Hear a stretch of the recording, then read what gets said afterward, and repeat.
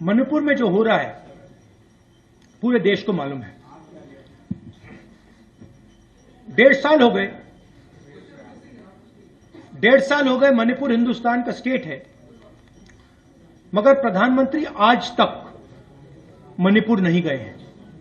और मणिपुर में मैं गया हूं,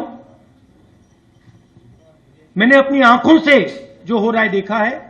राहुल गांधी ने मणिपुर की स्थिति को लेकर केंद्र सरकार पर सीधा सवाल खड़ा किया है।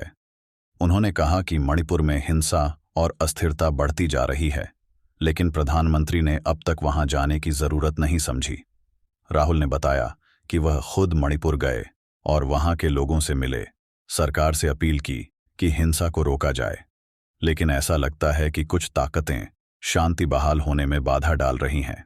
गृह मंत्री की भूमिका पर सवाल उठाते हुए उन्होंने कहा कि उन्हें अपनी जिम्मेदारी निभानी चाहिए, लेकिन ऐसा होता नजर नहीं आ रहा। राहुल गांधी ने बीजेपी पर आरोप लगाया कि वे नफरत फैलाने का काम करते हैं, जिससे देश में अस्थिरता बढ़ती है। उन्होंने कहा कि हमारी लड़ाई प्यार और भाईचारे की है, लेकिन कुछ लोग आग लगाने में लगे हैं। अंत में उन्होंने देश से शांति और एकता बनाए रखने की अपील की। मणिपुर में जो हो रहा है पूरे देश को मालूम है। 1.5 साल हो गए मणिपुर हिंदुस्तान का स्टेट है, मगर प्रधानमंत्री आज तक मणिपुर नहीं गए हैं। और मणिपुर में मैं गया हूं, मैंने अपनी आंखों से जो हो रहा है देखा है। हमारी पूरी सपोर्ट है।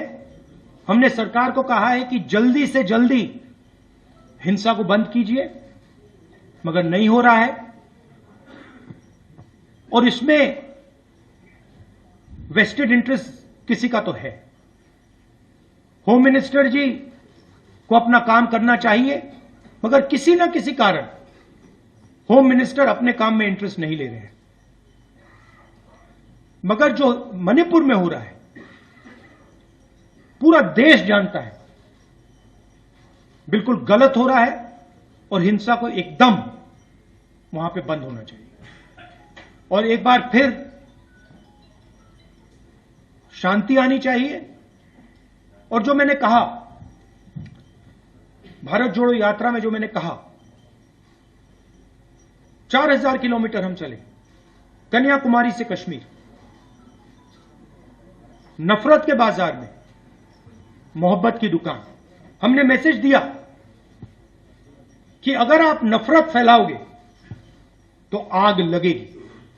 और बीजेपी के लोगों ने नफरत फैलाई है और इसीलिए आग लगती है।